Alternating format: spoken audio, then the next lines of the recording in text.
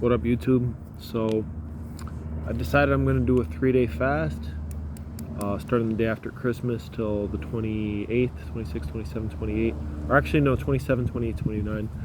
I'll do some videos while I'm doing that. I'll weigh myself, let everyone know how I feel. So I'm skinny, so my goal is not to lose weight. Actually, I want to kind of give my digestion a rest so I can better absorb my food and maybe put on about 10-15 pounds. I'm about 182 now. It'll be good to get about 195, 200. I mean, depending on how it feels on my body. I think you can't force yourself to like achieve a certain aesthetic. You have to kind of see what your body wants. I don't know, when I was really pushing myself to gain weight, I ended up like having a gallbladder attack. Of course, if I was eating a little healthier, that probably wouldn't happen, but yeah, I was up to about 190, and yeah, I just couldn't maintain that. So yeah, I'm doing it for physical reasons, I'm doing it for psychological reasons. I was thinking at the gym today that one of my biggest, like three psychological issues that I have came up, and one of them is disgust, right? I feel like that's not something I hear discussed very much. Maybe it's just, I don't know, kind of repulsive. Like disgust is repulsive. People talk about sorrow and depression and anxiety, but it doesn't seem to just be my issue. I feel like the world is getting more polarized. People are just like disgusted with other people, with the people in power, with,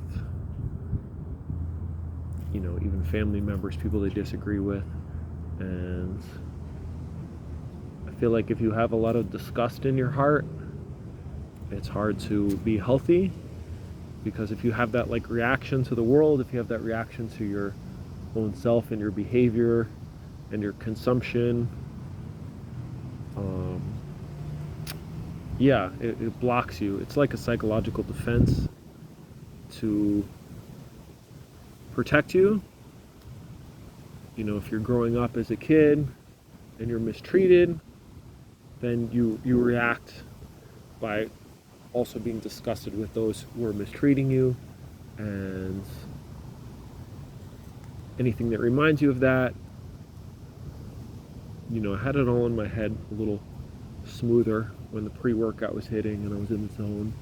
But the other one is jealousy.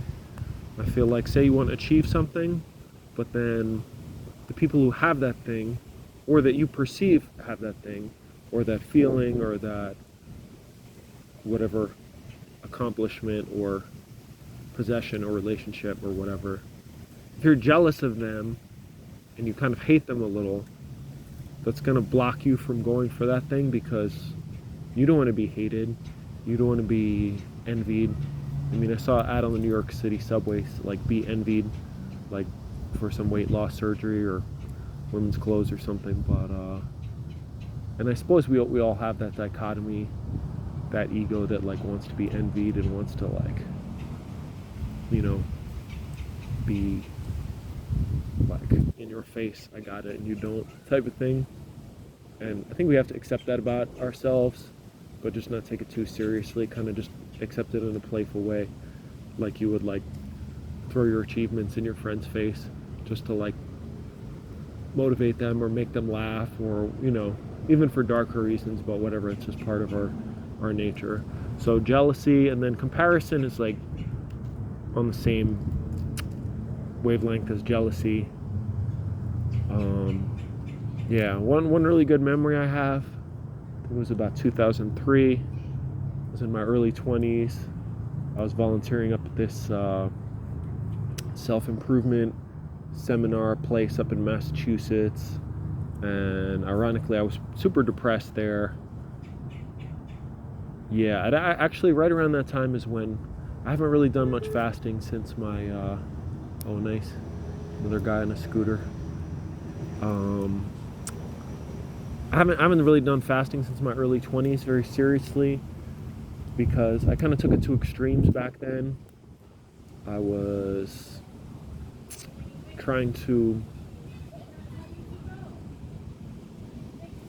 really trying to purify myself, and I thought if I like purified myself physically, my emotional, psychological problems would just go away on their own, which of course is not true, or at least wasn't true for me. And yeah, I wasn't in very supportive environments at all, and I got way too skinny. I'm like 6'3", and I got down to 120 pounds, which is pretty emaciated. Like, I have photos of myself back then. I gotta try to dig them up at my mom's house in case she throws them out or something. But yeah, I was like a stick figure. But yeah, I think when you grow up with deprivation, whether like physical, emotional, social, whatever, you have this revulsion against neediness, and you want to, I don't know, I just remember when I was 11 years old and I wanted to be cool, and I just wanted to like just walk around with no feelings, kind of that like rap song ideal where you just want to like walk through life and just be cold as ice and not be vulnerable. And to me, fasting was part of that. I read Siddhartha around that time by Herman Hesse, and just that idea of just being able to go through the world and not be like controlled by your emotions and be like, oh, I have to eat, I have to sustain myself. Just like, it's kind of powerful when you can just go around and not have to give yourself that fix. But I took it to extremes, and I mean, eventually we have to accept that we do have needs in life, and I did have to eat eventually. And when I broke my fast, I broke it really badly. And yeah, I remember I was at my parents' house. I fasted for 10 days, and my mom was bugging out. She thought I was killing myself. She thought I was gonna die. She even wrote a poem about it, about her chubby little boy turned into this like strange, emaciated man. And yeah, I remember I broke my fast with like, first I started with like melon, some kind of honeydew or cantaloupe, but then I quickly went to like eating a whole box of expired wheat thins with hydrogenated oil in them, and old expired cheese from the fridge. I just went crazy. So, but I feel like I'm ready to do it now, and 3 days is not really that hardcore. It might sound hardcore to someone who's never fasted, but I met this girl recently who did 30 days, which is pretty serious hardcore, and no one should jump into that. I feel like most people can do 7 days. And so anyway, I digressed. So anyway, I was up at this place in Massachusetts. I weighed about 150 for my super low at like 120, and yeah, I was just lost in life. I was, let's see, 22, 23, 24, something like that, before I met my daughter's mom. And yeah, I had a little room there, and someone invited me out to do karaoke, and I really wasn't feeling it, but I allowed myself to be persuaded, and I went out. And it turns out there was no karaoke. There was just like a DJ and dancing, and I was just being a wallflower, just sitting watching everyone. And there was this couple I started watching, and yeah, they were both good looking. And usually if I see a good looking couple and I've been single for a long time and I'm in a little like emo type of mood, I'll just be jealous. I'll just like wish that I was the guy and the girl was looking at me like that. But I don't know, it's different. They were really into each other. They were just like really grooving and looking each other in this loving way and like playful way. And I don't know, I managed to transcend my ego a little bit, and I was really happy for both of them. And I was able to like enjoy their enjoyment of each other without craving something for myself. And yeah, that feeling is elusive, and it makes sense evolutionarily. If we were all just lovey-dovey towards everyone and happy for everyone else and not getting ours, then, you know, people like that didn't reproduce. Although maybe they did. Maybe if I could be like that all the time, I'd be so cool and chilled out and non-angry and lovable myself that I would probably get mine anyway. But it's not something that's a frequent experience for me. So how do I tie this back in? So I would like to be in that state more often. And yeah, I want to like nourish myself better. And yeah, fasting is a good reset. And I've never done it in a supportive environment. I'm doing it at my good friend's house, where there's a lot of cool people who live there. I'm going to set up a tent in the yard and just mostly be outside, take a lot of walks, and yeah, read, write, probably work on my chess a little bit. I have such mixed feelings about chess. It's kind of like symbolic of my life. Like I want to improve at it, but then I just practice a lot of bad habits like playing bullet and blitz and not really studying, and I have this like emotions come up when I think about like reading a chess book or like focusing, this like feeling of overwhelm, kind of like I feel if I think about studying Spanish or learning coding or completing my real estate course, which I'm working on right now. Anything that's like a huge commitment, there's this fear of failure, or that I'm gonna put in all this effort and it's not gonna mean anything. I think that's another thing I want to work on. Can't like slap a simple label on it like disgust or jealousy. What can I call it? I guess like joyful effort, maybe. I don't know, growing up in school, I feel like around age 9 or 10, I don't want to say I realized, but I had the feeling, I had the thought, for whatever it's worth, that school was like a waste of time, and putting all this effort into it was not going to give me the emotional, social payback that I wanted from it. And then, I don't know, when I was at boarding school, I did a lot of work, like work crews, physical work, and yeah, I have this aversion to wasted effort, which is counterproductive in life, because to succeed, you need to love work, you need to, I don't know, I have a very complicated emotional relationship with it, and a lot of